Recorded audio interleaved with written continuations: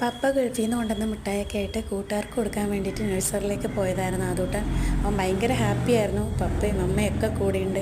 പിന്നെ കൂട്ടുകാരുടെ മുമ്പിലൊന്ന് ഷൈൻ ചെയ്യുകയും ചെയ്യാമെന്നൊക്കെയുള്ള ഭയങ്കര ഹാപ്പിയിലായിരുന്നു. ഞങ്ങൾ ചെല്ലുന്ന സമയത്ത് ടീച്ചേഴ്സൊക്കെ ഫുഡ് കഴിക്കുന്ന ടൈമായിരുന്നു. അപ്പോൾ കുറച്ച് നേരം പുറത്ത് വെയിറ്റ് ചെയ്യേണ്ടി വന്നു. അത് കഴിഞ്ഞിട്ട് അകത്ത് കയറി കൂട്ടുകാരൊക്കെ ഓടി വന്നിട്ടുണ്ടായിരുന്നു.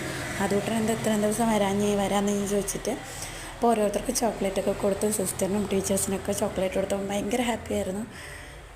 പപ്പ വന്ന കാരണം 2 ആഴ്ചയായിട്ട് അവൻ സ്കൂളിൽ പോയിട്ടുണ്ടായിരുന്നില്ല.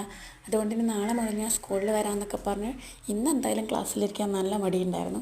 അപ്പോൾ കുറച്ച് നേരം ടീച്ചേഴ്സിനോടൊക്കെ വർത്തമാനം പറഞ്ഞിരുന്നിട്ട് ബായിയൊക്കെ പറഞ്ഞ ആൾ തിരിച്ച് വണ്ടിയിൽ കയറുന്ന സമയത്ത് ഇന്ന് ക്ലാസ്സിൽ ഇരിക്കുന്നു എന്നൊന്ന് വെറുതെ ചോദിച്ചപ്പോഴത്തേക്കിനും ആളുടെ മുഖമൊക്കെ അങ്ങ് മാറി.